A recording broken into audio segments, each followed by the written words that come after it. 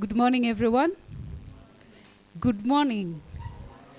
I know it is cold, but you, all of you, your youth, he talked about youth, right? So I expect at least a better, more vibrant, na tumekunywa chai, si ndio? Eh? So good morning.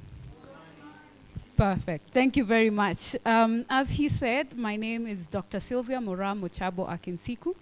I am a member of the National Council, board director at the National Council for Persons with Disabilities. And on top of that, why I stand here and why I am in this community, apart from that, is I champion for inclusion of persons with neurodevelopmental disabilities. I am a mother of 3, and 2 of my children are on the autism spectrum with other comorbid conditions like epilepsy, learning disabilities, and sometimes this comes with also physical challenges. So it's practically, it touches all aspects of disability directly into my life.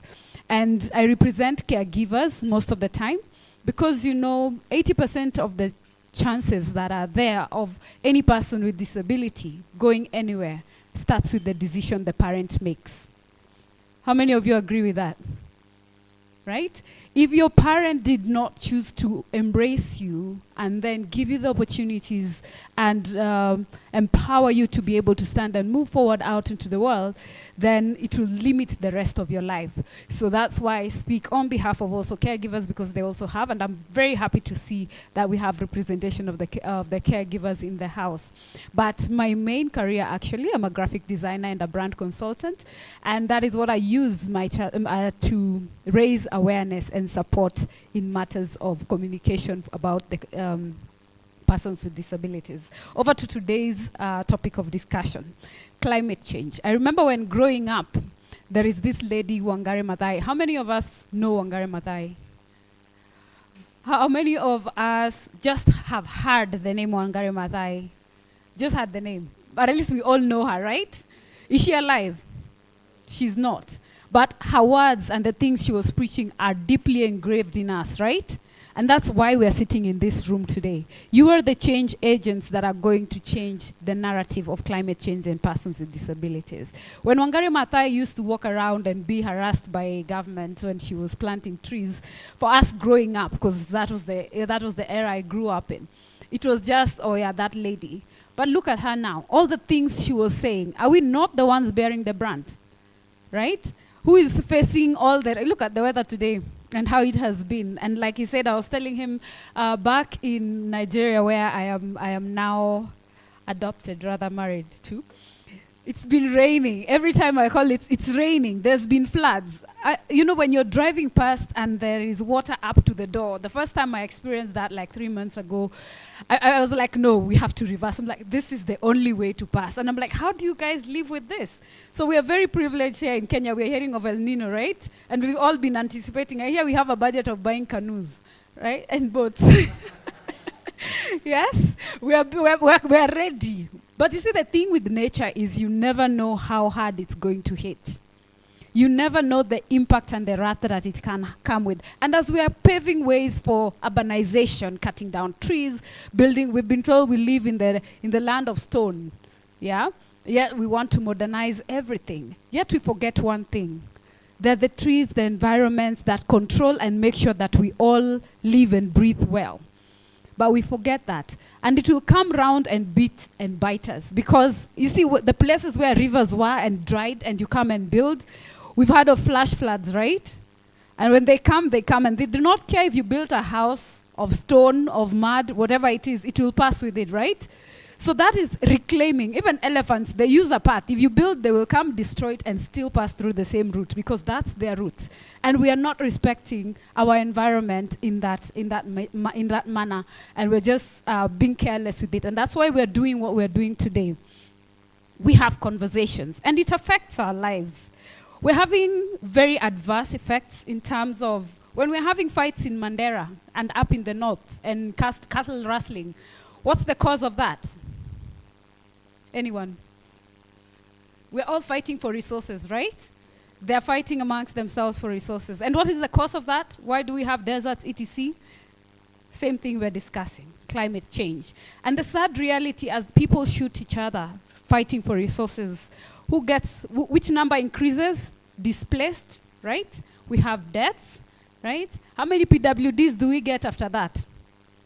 So the number of PWDs increases, and which means they get affected in a life cycle, because from there, when the families of the nomads are moving, who is left behind?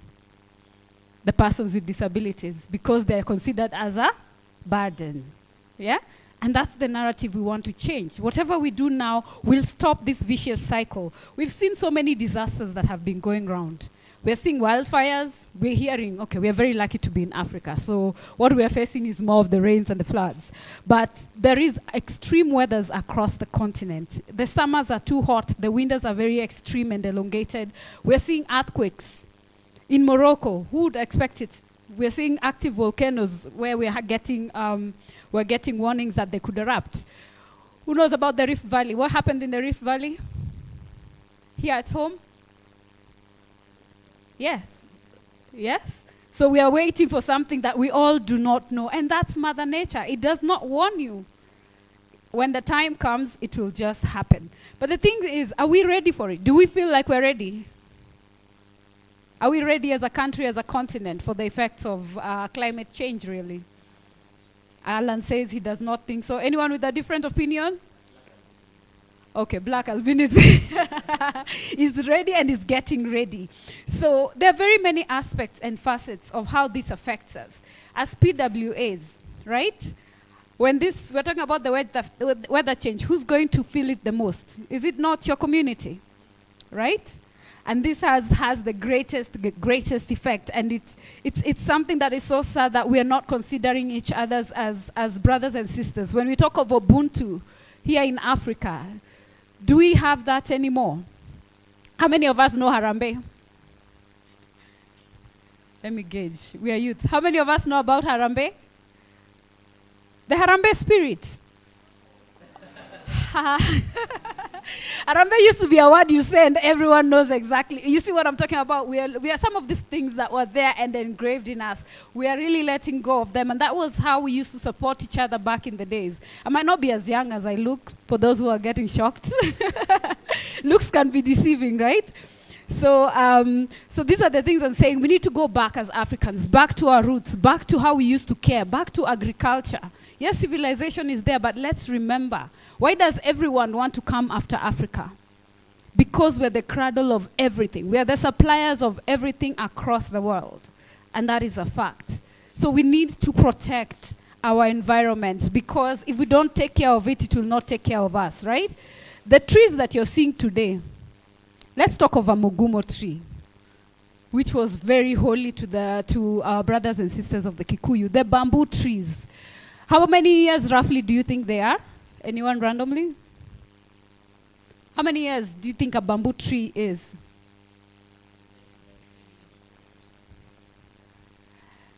Hey, our education on environment. Yes? So it can take up to 100 years for a bamboo tree to actually fully grow. And the uses of that bamboo tree is not bamboo, I mean, what do you call this? The Mugumo and my favorite, baobab tree. And their uses are vast. But do you know who planted that tree? Does anyone know who did it? No. So that's why when they say that a tree is planted by someone who will never get to sit under its shade, might never get to eat the fruits that comes out of it. And that's what we're trying to do here today. Raise awareness, speak about it, see how we can intervene. Because whatever we are doing here today might not be for us, but for our future generation. Yeah?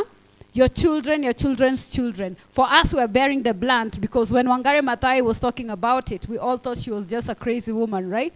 She was just talking, and we could not envision what she was talking about. But we are feeling it right now. So before it's too late, it's about time we all wake up and do something. You as one person, wherever you go, plant one tree, call a friend. It doesn't have to be a very big event. In your shags, one tree for those who are caregivers, for every child you have, the entire family, this December as you're going out, just have that. How many people are in your family, and plant one tree and nurture it, because at the end of the day, it is our future that we're protecting. Now, to come to the side of the National Council, At the National Council, we fight for ensuring there is equity for persons with disabilities and their representation. And in matters climate change, as this is something that is coming up, we're also aligning ourselves to ensure that all persons with disabilities are also catered for and a part of the conversation. And this we do through programs that we're running and also partnerships with individuals and organizations to ensure that this conversation goes on. And you find as persons with albinism, who can tell me how many programs, or just name me one program for PWAs that the National Council runs? I see how good, Alan. That's what I'm saying. I want the persons with disability to let me know the programs that the National Council for Persons with Disability run that is in their support. Yes. Provision of sunscreen, free cancer screening,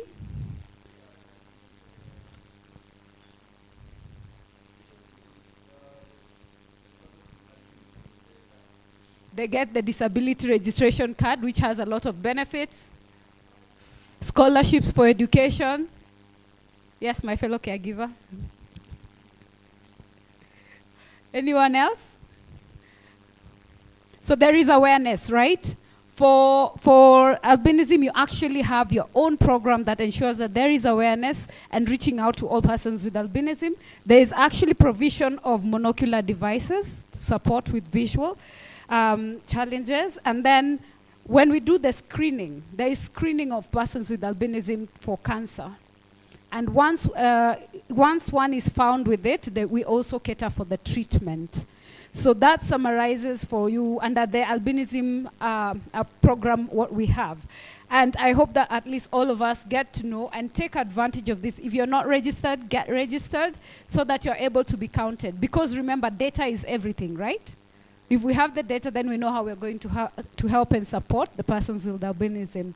And in the future and moving forward, I hope that when persons who are having discussions about climate change across the globe, we'll always have a seat for persons with disabilities. Because when you look at the actions we plan, evacuation, communication, the behaviors that you anticipate, especially for those with invisible disabilities, there are very many sensory issues also with some of the persons with disabilities. The type of social interactions that you will have to have, attitudinal, you know, all of that affects how we're going to evacuate and how we're going to support persons with disabilities when disaster strikes as the adverse effects of what we're getting in climate change. Last but not least, I would like to call upon all of you to make it your personal call to action. What are you doing about it? Not just as a person with disability, but general as a member who does not pay rent and is given free air from above by the Almighty.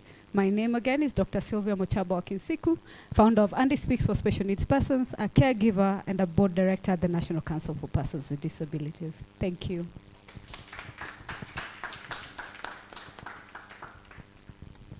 Thank you very much, Madam Morin, and for making time. She is a very busy person, but because of the relationships that we create in these networks, she had to make time to come and speak to us this morning. As people continue to stream in, I don't know if we have any new faces in the room that I would like to pass this microphone to, so that they get to speak to us and also they get to introduce themselves. But remember also we are streaming live. This is live on our YouTube channel, so a link will be moving around so that those who aren't able to make it here, they can also be able to be a part of this timely conversation. I don't know if it's timely or time has passed, but yeah, that is how we are looking at it, and it's very important. You can, I see we already have influencers who have also set up room pale. We could also take some pictures and use two hashtags such as hashtag climate action now and hashtag COP28, because also some of the things that we're going to be doing or what we want to achieve from this meeting, we want to make sure that our voices are part of the global voices that are working to make sure that climate climate change action happens. So also later on in the day, I will be doing some few clips and short clips that will be geared towards influencing and making sure our voices of persons with disabilities are a part of the COP28 conversation. So do look out for that as well. But of course, we'll be asking for permission to do all of this. Let me give the mic to guys who have just come in so that they introduce themselves, after which we will go on with the arrangement of the show. I will start from the back with Madam Sharon. Then by then, our Mheshimiwa here will also be ready to introduce herself.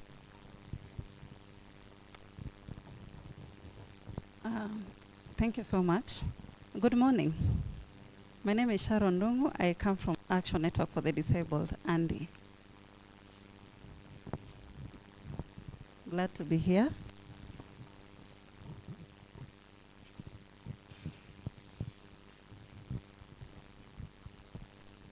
Good morning, everybody. I'm Jerry Tamutisa from Machakos County, climate change champion. Amujambo. My name is Waore Martin, a friend to Black Albinism.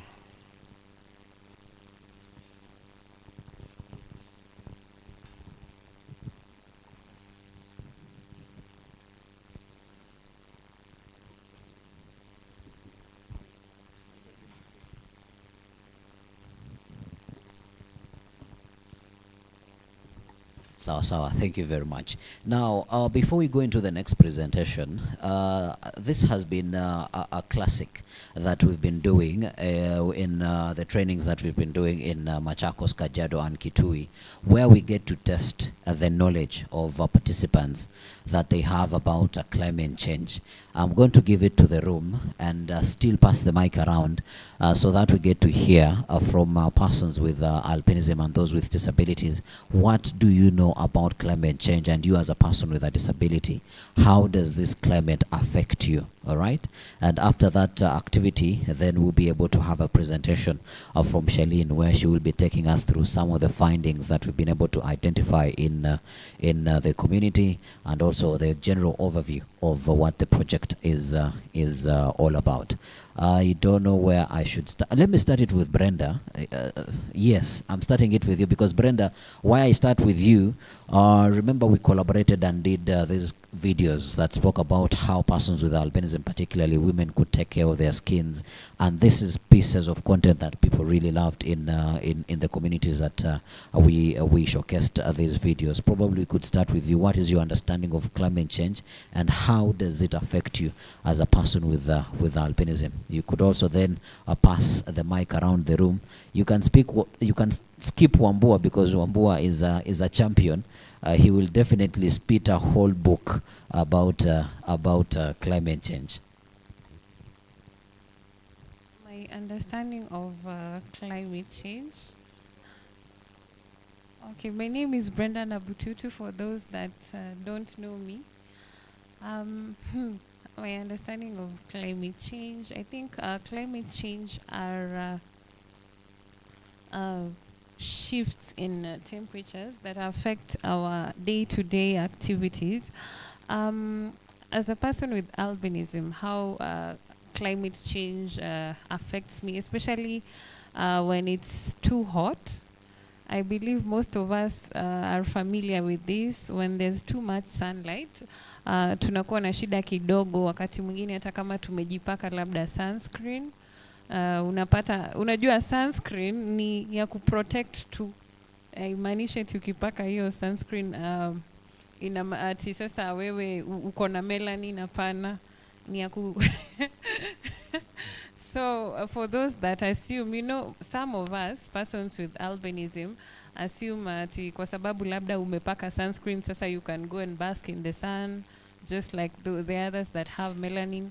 You're supposed to understand that it's supposed to protect your skin from the harmful rays of the sun. So a person with albinism most of the time is affected by too much sunlight and heat. Inakuja, yani hizo effects zinakuja hata kwa macho. Too much light pia inatusumbua kwa sababu ya lack of melanin, of the dark pigment. Hiyo dark pigment is able to prevent light. Due to our lack of melanin, our eyes are not able to control light. So unapata hii climate change inatu affect kwa upande wa ngozi kwa sababu ya prone to skin cancer, na pia ina affect kwa upande wa somewhere you can bask